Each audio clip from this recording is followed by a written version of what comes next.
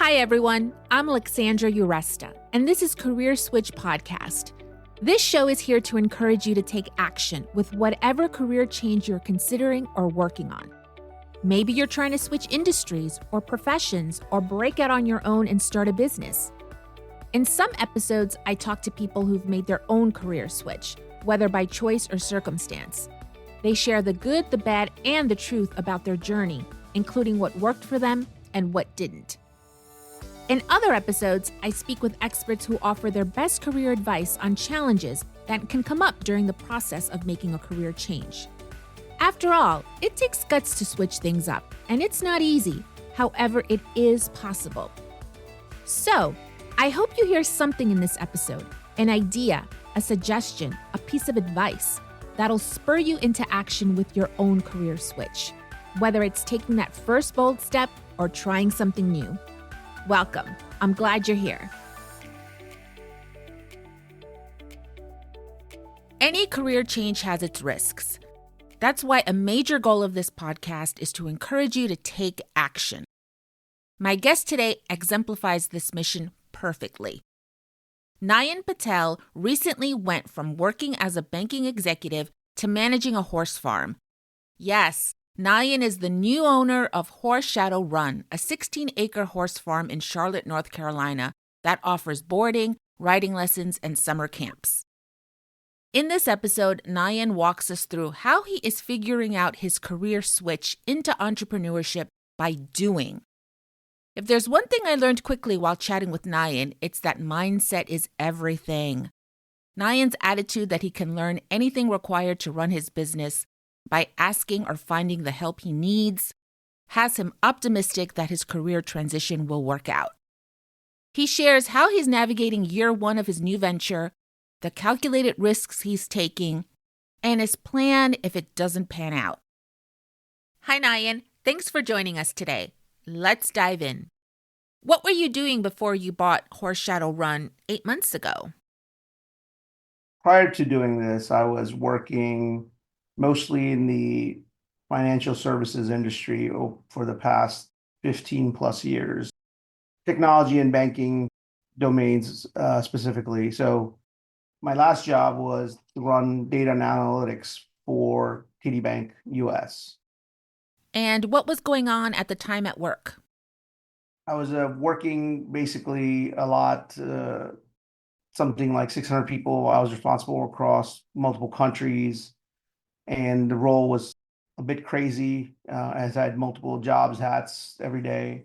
And so I kind of wanted to have a slowdown on doing something else. And this sort of came up where my neighbors had decided that they no longer wanted to run the farm that's behind my house.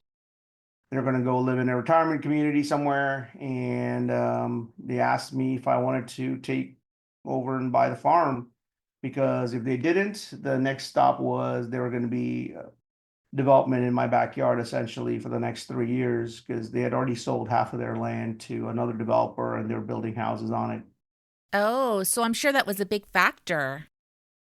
It was a big factor in me sort of changing and figuring out what I'm going to do. So I tried to figure out, hey, can I do this? And I was like, well, people have figured out how to do different things in lots of places, and this is nothing different. I will figure out as I go. And I had about a week to decide. Okay, let's talk about that week. What did you consider? What did you do?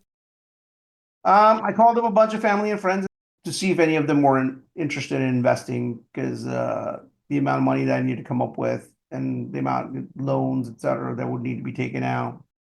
So I was trying to figure out if they had money they wanted to invest. One, because you are never going to go wrong investing in land and in real estate, especially when you're 15 minutes from the airport, 20 minutes from uptown Charlotte, and all the little happening places in Charlotte. And Nayan, and what was your mindset at the time about even running a horse farm? I'll run it and I'm going to figure out what to do with it. And then if I fail, it's still land and houses that we won't lose money at it. It just means that in a couple of years, we sell it and get our money back. So tell us first what running a horse farm entails so that we know what you were facing. We have a total of 30 horses. About 16 of them are ours, and the 14 of them are boarded. And it involves basically keeping these animals alive. So it is a full-time gig. You have to feed them a couple of times a day, make sure everything's good, nobody's hurt. You clean out their pastures, their stalls, make sure they have water. And each animal is 1,000 pounds or larger, and they are fast and quick, and you have to know each of their personalities and what happens and how they react. And as with anybody, they have cliques and friends and horses that get along and ones that don't. So you kind of have to learn all those things, and then how to sort of take care of them medically. If somebody's sick, somebody has a problem with the foot, somebody has some other thing.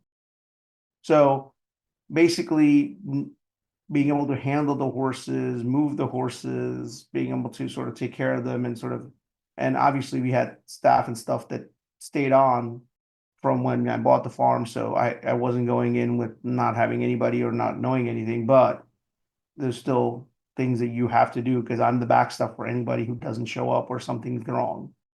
Is boarding the biggest part of the business? Probably a third of our business. The other third is lessons, and the last third is the camps that we do in the summer. We do kids' summer camps, which are week long, and about 6 to 7 weeks of camps. And so we have about 20 plus kids each week that we do camps, horse camps for. So there's a lot of customer service involved. Yeah, so everything you can think about in this job comes with it. So taking phone calls, customer service, complaints from boarders, parents, anything you can think about in having a business, you run into here. Wow. And 30 horses, that's a lot. Did you have any experience with horses in general? No. Whole thing for buying the farm is I'm a big fan of animals, and I've always had pets and animals, and sort of when this came about, it was like, well, now we'll have horses. And you moved into your house in January 2020, you told me. So were you familiar with the horse farm? Yeah, yeah. So this was right literally in our backyard. So we get walk the dogs around the farm, and so we'd sort of go around feeding the horses, things like that during COVID, and just kind of walk around, giving them carrots and the treats and things like that. So yeah, we'd be in around horses, but not sort of handling horses. Got it. So now that we know the business and responsibilities you were contemplating, let's go back to that week because I think deciding to make a career switch is one of the biggest parts of making a career change, right? To actually decide to go for it. So, what was the discussion like with your wife, Linda? Linda and I talked about it, and I said, listen, I will probably quit my job when we, do this full time. I'll see if they can let me work part of the time in or a different role. But when it came time to it and we had to do all these things, my company was going to start doing, downsizing and stuff anyway. And so I told my boss, I was like, hey, I'm happy to go. Let me know. I have other things I can do. So I got myself an exit ticket, and I decided to do this. Wait, so was the initial plan to do both? Yeah, I was going to because like a lot of these things I can do in the morning. I'm up at 5 anyway, and a lot of times I'd be working. So I just said, hey, listen, if I can do a different kind of job where I'm not sort of constantly on this job, I can work 2, 3 hours in the morning doing this, have my job, and then evening I could do this. Like, they start feeding at 5 after that. The job I had really had no set of time. I did travel for work to like New Jersey, Toronto, etc. So I would have still traveled here and there. But looking back on it, I'm glad I didn't try to do both. This is a full-time job of everything that comes along with it. And you said that you were managing about 600 people when you were in banking? Not directly, obviously, but yeah, yeah, accountable for like a 600-person team, responsible for data analytics for every basically function and line of business in the bank. So for the US. And we were growing at the time as well and going through transformations and agile and moving to the cloud all at the same time. So it was one of those where I had multiple types of roles and multiple things during the year that besides doing my job, I had all these other transition jobs that I had to do, sort of thing too. So, And have you or Linda ever run a small business? we used to have, and we still do have a bunch of rentals that we run on our own. Like we have an Airbnb and about 3 or 4 rentals that we run on our own. So I don't know if that's called a small business or not, but I mean, we've always run that, but that's sort of a little more hands off once you get the right tenants in. So running an active business like that, I'd never done. So that's all the growing pains of learning all of that, like learning QuickBooks, learning whatever. Yeah, so let's get into running the horse farm. You've been at it for about 8 months. What are some things you've had to figure out along the way? I know how to now fix things that I've never thought I would. So I've learned how to do a little bit of electrical, figuring out when the fences are broken, figuring out how to fix fences, figuring out basic on maintenance on like the Toro carts and the lawnmower. And so now I'm mowing lawns at times for like, acres of land now. So whatever that needs to get done on a farm and learn how to drive a tractor. I'm not the most comfortable at it and you can kill yourself. So I try to limit my time or when somebody's around so that I'm not killing myself. So all of the things that I had never thought I would do, I'm big at figuring out how to do, like, just fixing like broken hoses and figure out new fittings and just everything that you could possibly do, like, on a horse farm. And not that I don't do I do everything myself. It's always sort of making sure that you have the help, and it's sort of a little farm village that sort of takes care of different things. So, but I make it a point to learn sort of every job so that I can help with whatever else comes my way. And how are you learning to do all these different things? YouTube tutorials are great because I use that to, how do I change my fuel filter and oil filter and the Toro things, like things that I can see and I know where it is, but hey, make sure you do that or don't do that. Or I was gonna change the window thing that puts a window up and down in Linda's car. And I YouTubed all of that. I figured out how to take it out, but putting it back together was way more work than I wanted to do. And I'm like, all right, I'm just gonna take it somewhere. I'm like, I know how to do it now, but I'm like, I don't want to do this. This is gonna take forever and I don't have all the tools. So making trade-off decisions on things that I can do easily, like change oil filter and fuel and all that kind of stuff versus not. And then some of the mechanical things, electrical things, I'm just learning because I want to be able to learn and know how to do it and sort of do things in time value of money sort of concept. Like if I can spend that time doing other things that are more valuable, I will focus on that and I'll outsource those things to other people. For example, like I want to go up on the roof and clean out the gutters. Could I do it? Sure. But high school kid across the street from me who likes going up on roofs, I can pay him 15 bucks an hour to go do that kind of stuff. I'll go work on the financials and figuring out all these other things that I need to do. So I just got to figure out like which things I'm going to spend time on. And that's sort of what I've sort of done. But I always wanted to try different things. So I will try it and just so that I know I can do it. I'm sensing this theme that you just figure things out, Nayan. Is that your approach to anything? I figured there's people a lot dumber than me that have figured out things. I consider myself relatively intelligent and can, have a conversation with almost anyone.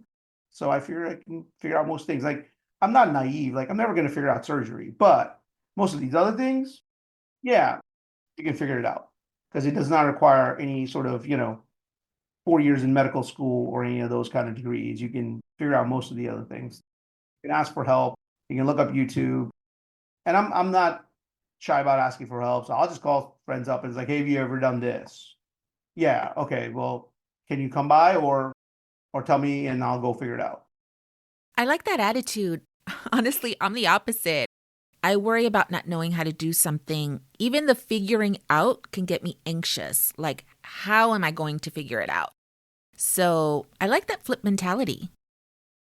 I'm the opposite. I'm like, what's the worst thing that can happen? And I started there. And going along those lines, wouldn't the worst case scenario with your career change be that the business doesn't work out? Yeah, so I'm very thoughtful in that kind of stuff, even though I jump into things. So if you think about it from the standpoint of when I bought the business, it came with 2 houses, land, and a business. Now, I know Charlotte is been in the top three of people migrating to the southern cities or in the United States at all, overall. So I know that land and home prices will hold their value. Even if we go through a recession or whatever else, at some point, this thing will hold its value because one is very close to the city, and the amount of development that's going on in Charlotte that I've seen in my 11 years here, like, there are many places where I wish I had bought some more stuff, which I didn't, or didn't have the funding or whatever else. So from a standpoint of calculated risk, my calculated risk is the worst thing that can happen is business is going to fail and I have to get a job. Okay. But even if I don't get a job, can I survive 2, 3 years, let's say, to ride out any of the, bad economic times until what I think the value of the land should be versus giving the land away and not having a significant amount of debt on the land purchase that I've done so that we know we can do that. Or basically, like my goal was, if I rent out the houses and I have to get a job, can I still make it? And the answer is yes. So at the end of the day, the risk of that is not as great in my mind that if it fails.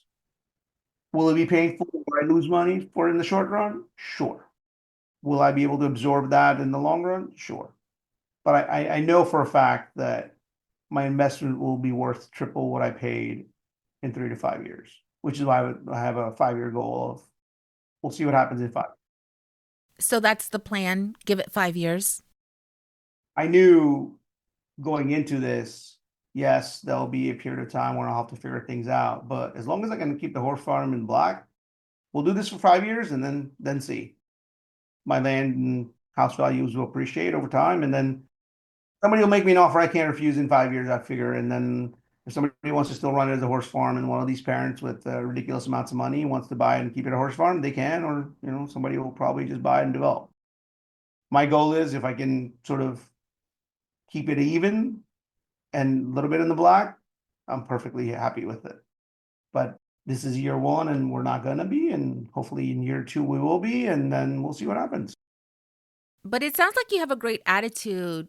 I'm hopeful. I'm Yeah, optimistic. I am too. I mean, It sounds like you guys just have to get through that first year. once we get to the first year, I think I'll feel a lot more comfortable and Yeah, like it's those growing pains. And right, with the first year, it's the first time you're going through your first spring, your first summer. we can have our first set of camps this year and see what else. Right. It's the first time for everything. Yeah, so it's going to be interesting to see how that goes. So Okay, Nayan, let's cover a few more things. For example, what skills would you say you're using from your banking days? all the transferable stuff I would say is some of the technology stuff, making sure your website's up. So we redid our website, things like that. The other would be sort of managing people and timelines and schedules and things like that. All of those things become transferable in terms of what you're trying to do. Like the reason I'm doing it more full time than Linda is because I actually like to talk to people and I have a much more, extroverted personality than Linda does. I'm meeting all kinds of different people on different things, right? So, Yeah, and managing people would definitely apply to customer service, which is a big part, right, of running a business. yeah, at any of my roles, you need to make sure that the people that relied on you were happy with the services you're providing, right? So, regardless of their internal or external. So, I've always looked at it from that standpoint. So, that's sort of second nature. And if you think about it from the standpoint, like when I was at Ally, I was responsible for basically the entire front end or, online bank being up. My customer service metric for that is, can you get to your money when you want to? And we used to measure that. And if Alexandra can get to her money, they're going to call and complain. And I don't want our customer service people getting bombarded because we did something wrong. So my focus would have been like, how do we prevent for any of those things from happening? And how do we make sure that they have the best experience? So I think that's sort of second nature for me in terms of how I deal with people.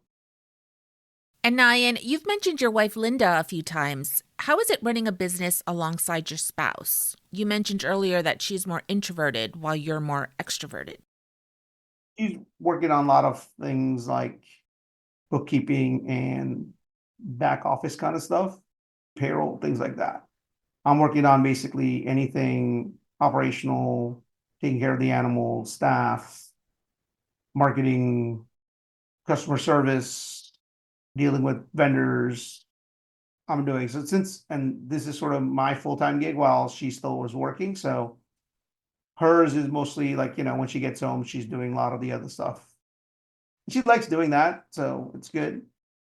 But there are also times when she wants to be involved in all these other decisions. I'm like, you do not get decision rights. You get to have your input, but at the end of the day, you're not here every day, and I got to go talk to these people. So,